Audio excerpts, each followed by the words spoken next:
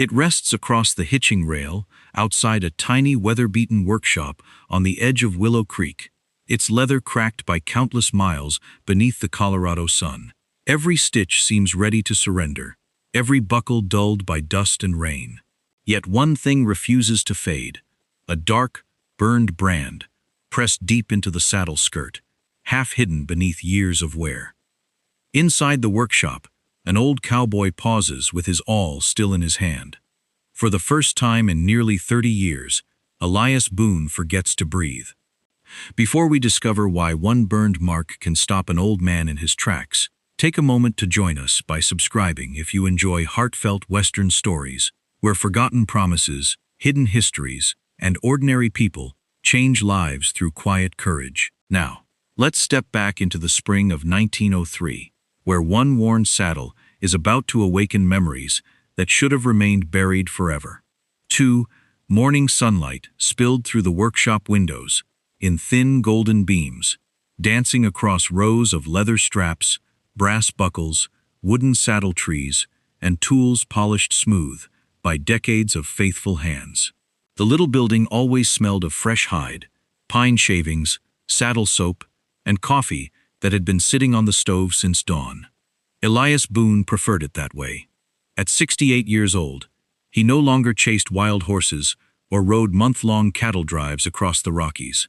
Time had stiffened his knees and slowed his stride, but his hands still remembered everything. Folks traveled from neighboring counties simply to have him repair saddles nobody else dared touch. He often said leather spoke its own language. Most people laughed. Yet every scar, every loose stitch, every stretched strap told him where a rider had traveled, what storms he had crossed, and sometimes what burdens he carried. That quiet Thursday seemed no different. Outside, Willow Creek stirred awake. Wagons rattled over packed dirt streets. Children hurried toward the small schoolhouse carrying slates beneath their arms. Somewhere farther down Main Street, a blacksmith's hammer echoed rhythmically against hot iron. Elias sat beneath the window repairing a rancher's breast collar when hoofbeats stopped outside. He glanced up. A tall bay horse stood patiently at the hitching rail. Its rider climbed down carefully, moving with the easy balance of someone accustomed to long days in the saddle. The stranger looked no older than 32. Dust covered his tan trail coat, his boots were faded nearly white from dry trails, and several days' worth of beard shadowed his jaw. Despite his weary appearance, there was something calm about him. He untied his saddle. Without saying a word, he carried it through the doorway. "Morning," the young man said politely. Elias nodded. "What needs fixing?" "The left stirrup leather snapped crossing the river yesterday. Cinch needs replacing too." Elias motioned toward the workbench. "Let's have a look." The stranger laid the saddle down with surprising care, almost as though placing an injured friend onto a doctor's table. Elias ran practiced fingers across the leather. Poor condition. Years overdue for repairs. Sun-dried. Water damaged. Countless trail miles. Then, his thumb stopped. There it was, burned deep into the leather beneath layers of age. A simple ranch brand. Half circle. Vertical line. Small five-pointed star. His heartbeat stumbled. No, it couldn't be. He leaned closer. Years had darkened the mark, but the shape remained unmistakable. Ash Creek Ranch, a place erased from maps almost 30 years earlier. A ranch that had burned to the ground. A ranch whose owner had disappeared without explanation. A ranch Elias had sworn never to speak about again. He blinked several times. Perhaps age was playing tricks. Perhaps another ranch had used the same mark. Still, his fingers trembled. The stranger noticed. Something wrong? Elias quickly straightened. No. He cleared his throat. Just an old brand I haven't seen in a long time. The young rider smiled faintly. It belonged to my father. Silence filled the room. Outside, wagon wheels rolled past. A dog barked somewhere beyond the church. Inside, even the ticking clock seemed to stop. Elias carefully asked, "Your father's name?" "Matthew Reed." The name struck harder than a rifle shot. Matthew Reed. Elias had not heard those words spoken aloud in nearly 3 decades. Memories rushed back uninvited. A roaring fire swallowing a barn. Panicked horses screaming in smoke. Men shouting accusations beneath storm clouds. One desperate promise made before sunrise. One family vanishing into the darkness. He forced himself back to the present. "You knew him?" the young man asked. Elias chose his words carefully. "We crossed trails once." The answer wasn't exactly a lie, but it barely scratched the surface. The young man relaxed. "My name's Daniel." "Elias." They shook hands. Daniel's grip was firm without trying to prove anything. "I found this saddle after my father passed away last winter," Daniel explained. "Mama always said it was the only thing he refused to replace." Elias continued examining the leather, though his thoughts wandered far beyond the workshop. Matthew Reed dead. That meant only one person remained, who could know the truth. If she still lived, if she had survived everything that followed. "You've traveled far?" Elias asked. "Started in Kansas." "Kansas?" Daniel nodded. "My father never spoke much about Colorado." Of course he hadn't. Some memories were too painful to carry, others too dangerous. Elias reached for fresh leather strips. "This repair will take until tomorrow." Daniel smiled. "I figured as much. There are rooms above Mrs. Turner's boarding house. I've already rented one." "Good." Daniel looked around the workshop, admiring dozens of completed saddles hanging from heavy beams. "You've done this your whole life?" "Long enough. My father always said the best saddlemaker in Colorado was an old fellow named Boone." Elias almost laughed. "Your father gave me too much credit." "He wasn't the sort to hand out compliments." "No," Elias whispered. "He surely wasn't." Daniel stepped toward the doorway. "I'll come back tomorrow." Elias nodded. After the young man left, the old cowboy remained standing beside the workbench. The workshop suddenly felt much smaller. His eyes drifted again to the burned brand. Slowly, he turned the saddle over. Years of repairs had hidden much of its history. One corner of the wool lining had begun separating from the saddle tree. Almost absent-mindedly, Elias lifted the loose edge. Something stiff rested inside. Not leather, not wood, paper. Very old paper. His pulse quickened. With careful fingers, he eased out a tightly folded packet, wrapped in faded oilcloth, untouched for decades. Across its brittle surface, written in ink that had nearly disappeared, were just 6 words. "For Elias Boone, if anything happens." The old cowboy stared at the handwriting he recognized instantly. Matthew Reed had hidden something inside the saddle, and somehow it had waited nearly 30 years to find its way back to him. For a long moment, Elias Boone simply stared at the faded oilcloth packet resting in his palms. The workshop had grown so quiet that he could hear the old wall clock ticking behind him and the wind gently rattling the loose window pane. 30 years. For 30 years, this message had traveled with Matthew Reed's saddle, hidden beneath worn leather and countless repairs, waiting for the one man it was meant to reach. His throat tightened. Slowly, he sat down on the same oak stool where he had repaired saddles for nearly 4 decades. The leather creaked beneath him as he carefully untied the brittle cord wrapped around the packet. One careless tug could destroy whatever remained inside. He worked patiently. That was something age had taught him. Not every answer should be rushed. At last, the oilcloth unfolded. Inside rested a yellowed envelope sealed with dark red wax that had long since cracked with time. Folded beneath it was a small brass key, no longer than Elias's thumb. It was tarnished green around the edges, but beautifully crafted, its bow engraved with a tiny 5-pointed star, the same star burned into the saddle's brand. Elias picked up the key first. He knew that star. He wished he didn't. Ash Creek Ranch had marked everything with it: barn doors, branding irons, ledger chests, even the silver coffee pot Matthew's wife proudly polished every Sunday after church. He closed his eyes. The memories returned with painful clarity. Matthew Reed laughing as they built new fencing together. Spring calves running through fresh grass. Matthew's young wife, Elizabeth, bringing lemonade to the men working beneath the hot Colorado sun. Then, the shouting, smoke, gunfire, a ranch consumed by flames before dawn. And afterward, silence. Elias opened his eyes again.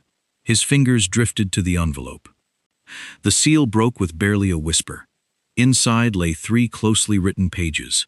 Matthew's handwriting, older, more hurried than Elias remembered. He began reading. My friend, if these pages have found you, then I was right to hide them where no one would think to look. I pray they reach your hands instead of Crowley's. If I am gone, do not blame yourself. None of this was your doing. You warned me sooner than anyone else. I simply believed an honest man could still reason with dishonest ones. I was wrong. Elias lowered the paper. Silas Crowley. He had not spoken that name aloud in years. Now it stood before him again in black ink. He continued reading. Crowley never wanted my cattle. He wanted the valley. The papers he forced me to sign were forged before I ever saw them. The county records were changed long before the fire. I found proof, but there wasn't time. Elias felt his heartbeat quicken. Proof. Matthew had found proof. His eyes hurried across the page. Everything they need to expose the theft is hidden where we buried your old branding forge after the flood of '89. You remember the place. I know you will. The key belongs to the iron chest. Elias stopped reading. The branding forge. He remembered. Every inch of it. After the spring flood swept away half the ranch buildings, he and Matthew had buried the ruined forge beneath a stand of cottonwoods near Dry Creek, intending to retrieve it later.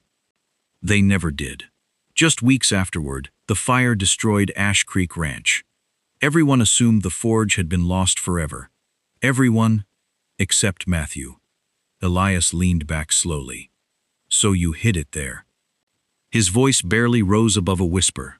The second page carried another warning. If my son ever returns to Colorado, protect him. He knows nothing about this. Elizabeth agreed. He must never grow up carrying our burden. Let him believe we simply started over. Promise me that, old friend. Elias's eyes filled. Daniel. The young man had walked into his workshop completely unaware that his father's past had followed him across hundreds of miles. He folded the letter carefully. Matthew had succeeded. Daniel truly knew nothing. A knock at the workshop door startled him. Elias quickly slipped the pages back inside the envelope and tucked everything beneath an old ledger on his workbench. Come in. The door opened. It wasn't Daniel. It was Clara Whitmore, the school teacher. She stepped inside carrying a worn leather satchel filled with books. Good afternoon, Mr. Boone. He smiled faintly. Afternoon, Miss Whitmore. She placed a small riding bridle on the counter. One of the children accidentally broke this during our riding lesson yesterday. Elias examined the torn strap. Easy enough. She studied him for a moment. You seem troubled. He forced a gentle smile. Old memories. She nodded knowingly. Sometimes they arrive without asking. They surely do. As Elias repaired the bridle, Clara wandered slowly around the workshop, admiring old saddles hanging from the rafters. I've always loved this place, she said. It feels like every piece of leather has a story. They do. You remember them all? More than I'd like. She smiled kindly. I imagine that's both a blessing and a burden. Before Elias could answer, another shadow appeared outside. Daniel. He stepped into the doorway looking slightly embarrassed. I hate to bother you. You aren't. I think I left my gloves. They're there. Elias pointed toward the workbench.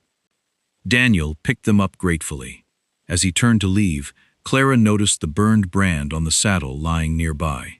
That's unusual, she remarked. Daniel smiled. It belonged to my father. She admired it briefly. My grandfather used to mention a ranch with that same mark. Elias's eyes lifted sharply.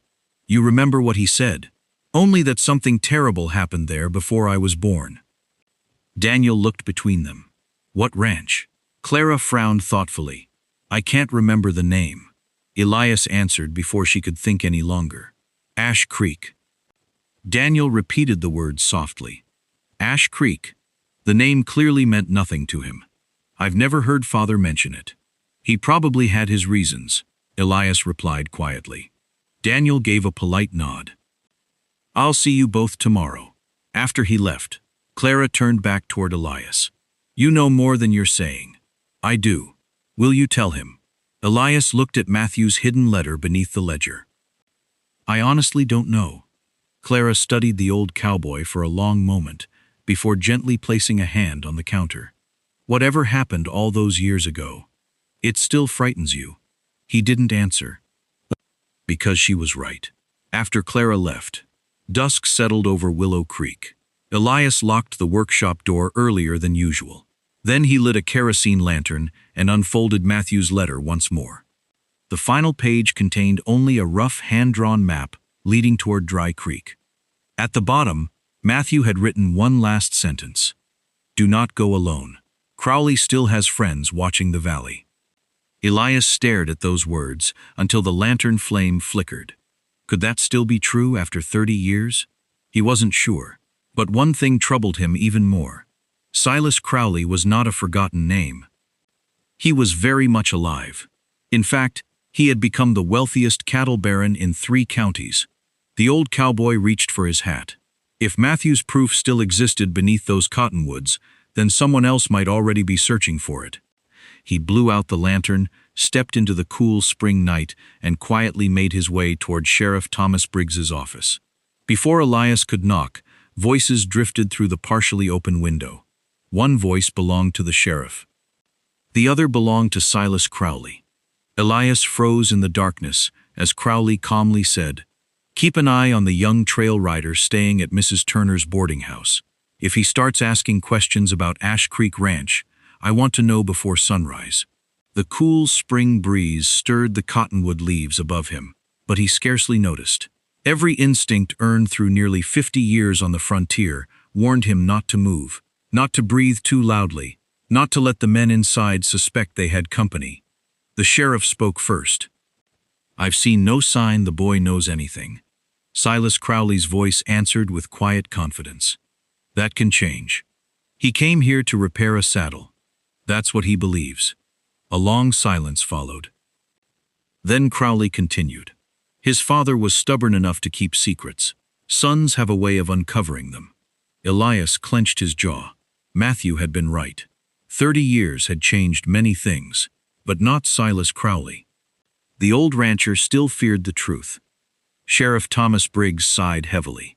"I don't want trouble in Willow Creek." "Neither do I." Crowley's answer came too quickly. "I simply wish to protect the peace we've built." Elias almost laughed. Peace.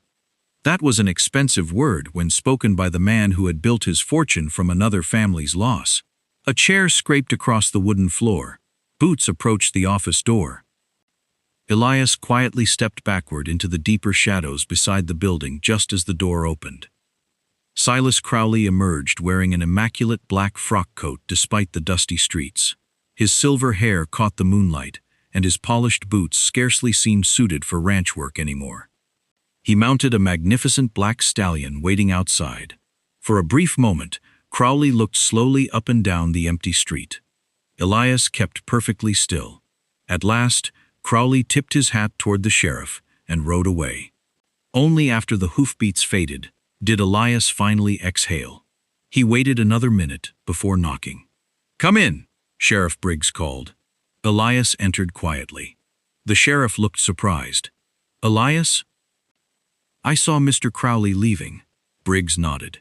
"He stops by from time to time." Elias studied the lawman's weathered face. Years had added gray to his mustache, but his eyes remained steady. There was honesty there.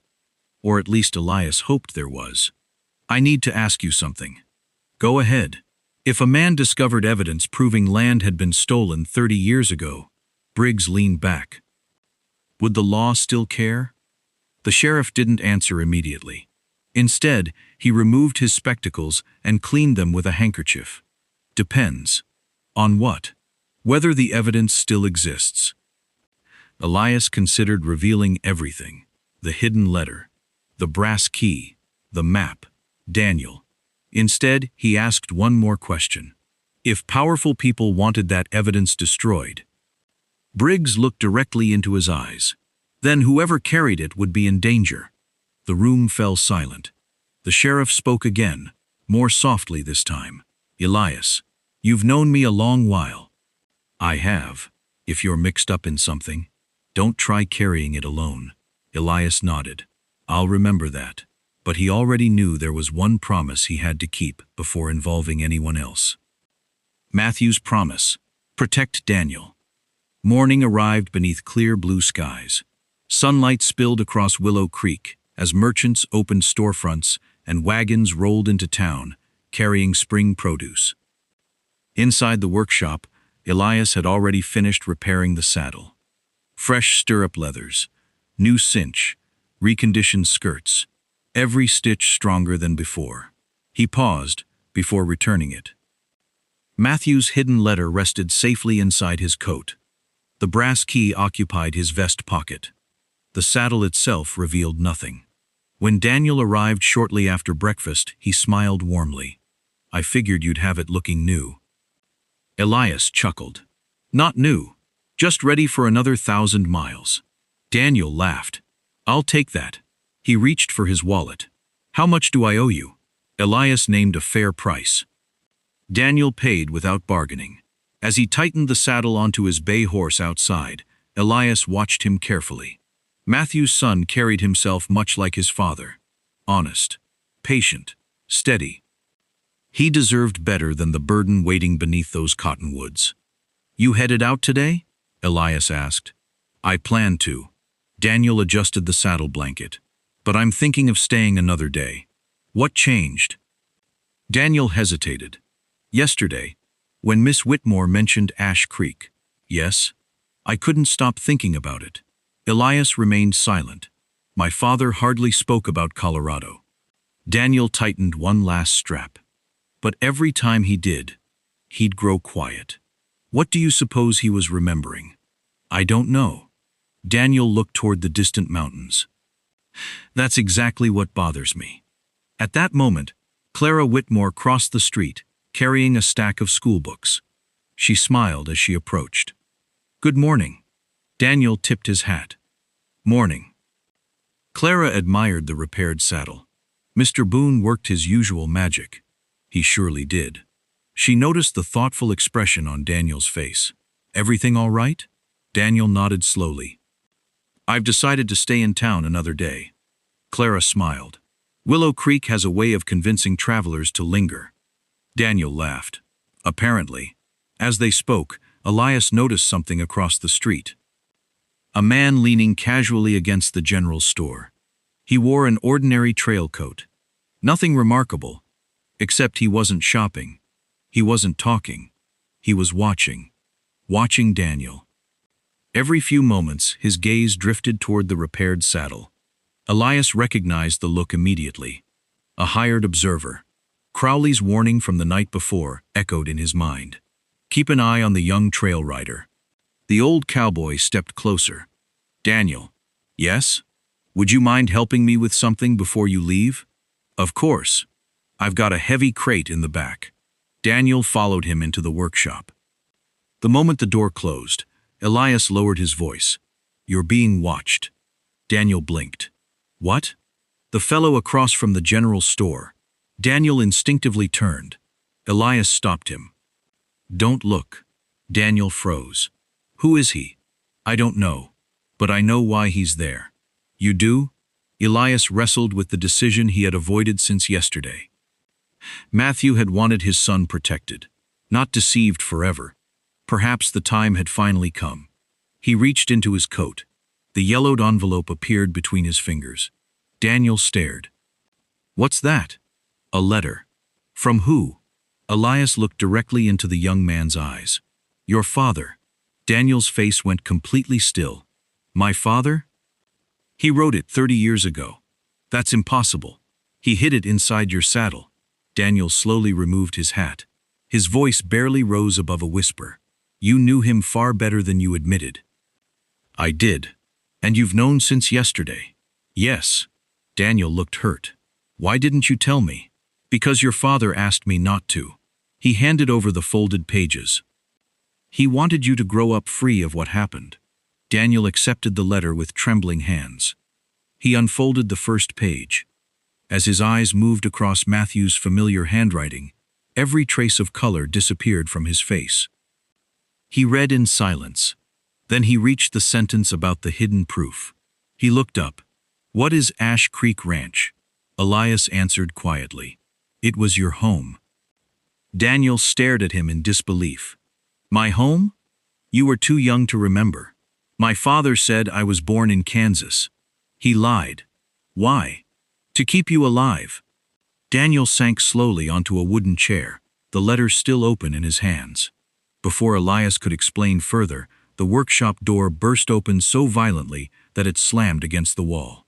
Sheriff Thomas Briggs stepped inside. His expression was grim. "Elias," he stopped when he saw the letter. Then he looked at Daniel. "You don't have much time." Elias felt his stomach tighten. "What happened?" The sheriff removed his hat. "Crowley's men just left town. Where are they going?" Briggs looked directly at the brass key hanging from the chain of Elias's vest pocket.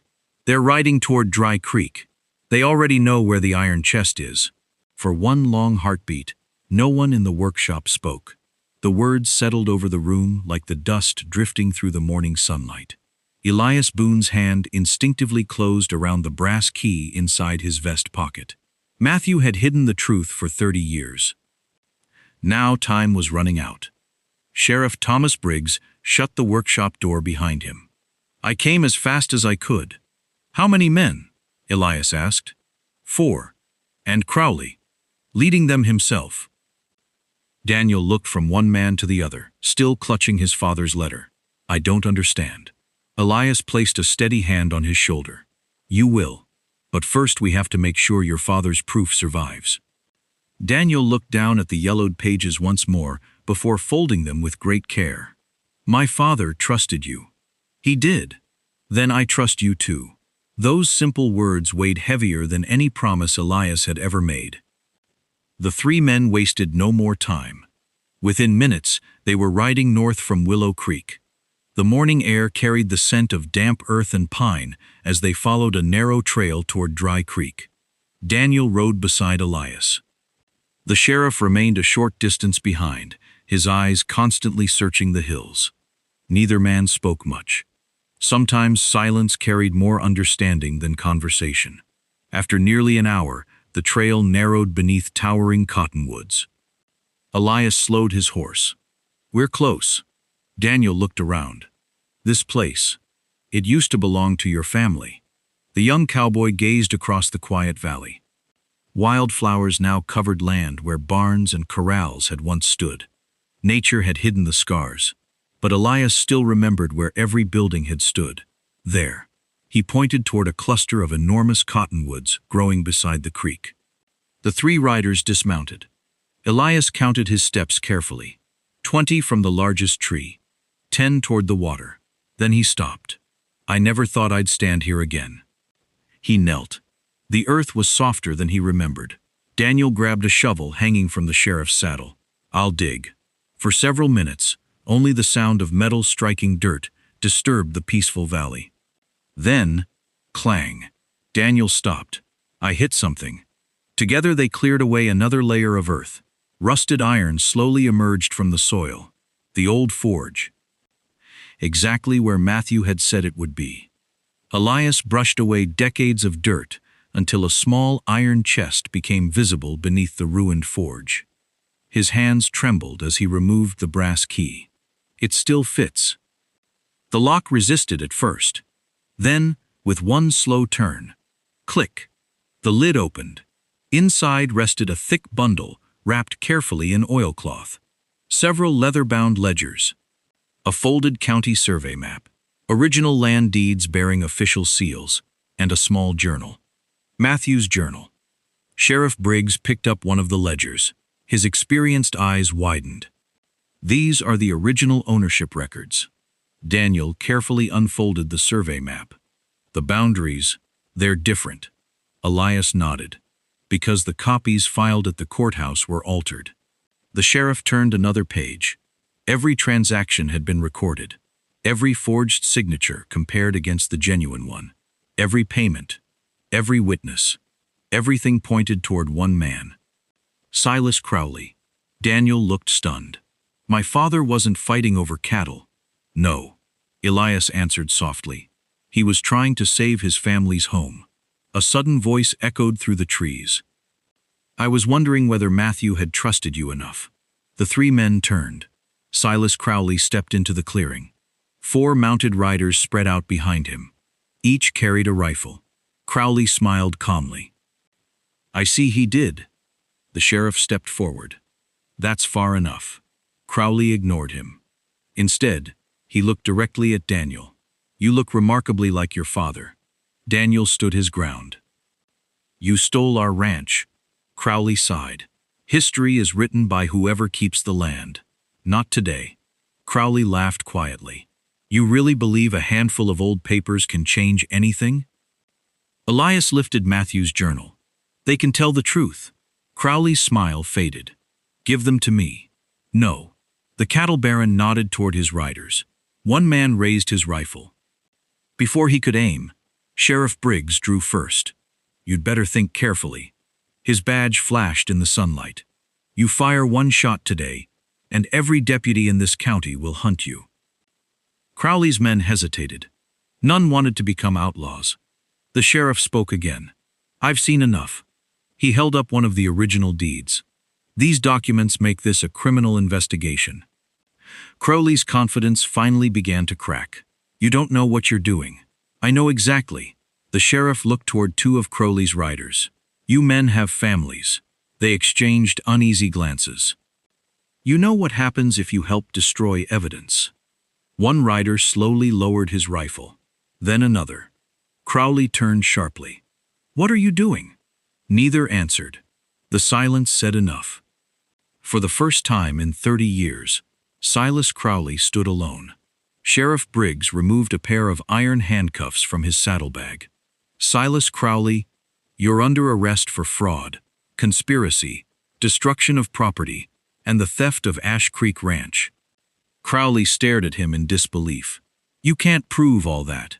The sheriff held up Matthew's journal. I believe your old partner already did. Without another word, Crowley surrendered.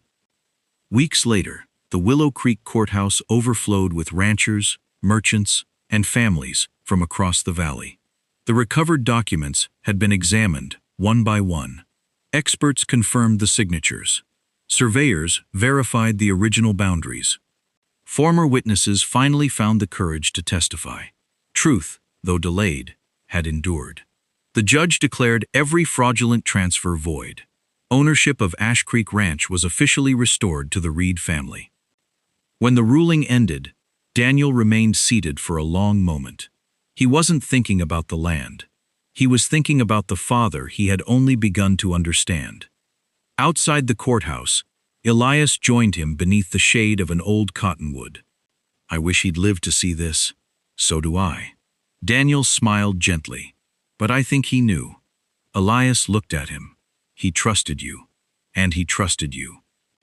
Daniel reached into his saddlebag and removed Matthew's journal. I've been reading it every night.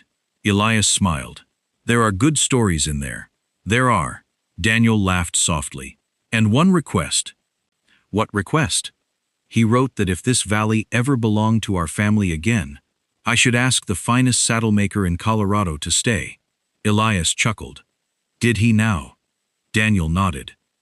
He said Ash Creek Ranch would never truly be home without the man who helped build it. For a moment, the old cowboy could not speak. He had spent 30 years carrying regret. Now, without expecting it, he had been offered a way home. That spring, hammers echoed across the valley once again. New fences stretched across green pastures. A new barn rose where the old one had burned. Clara Whitmore often visited to teach the children of nearby ranch families beneath the shade of the cottonwoods. Sheriff Briggs stopped by frequently, not because trouble lingered, but because friends always found reasons to share coffee. And each morning, as the sun climbed over the Colorado hills, Elias Boone opened the door of a new saddle shop, built beside the rebuilt Ash Creek barn. Travelers still arrived with worn saddles. Leather still carried stories. Only now, when Elias ran his weathered hands across an old burned brand, he no longer felt the weight of unfinished promises. He felt gratitude. Because some truths may be buried for years, but they are never beyond the reach of honest hands willing to uncover them. And perhaps that is why old saddles are worth repairing. You never know which one might be carrying a forgotten promise home.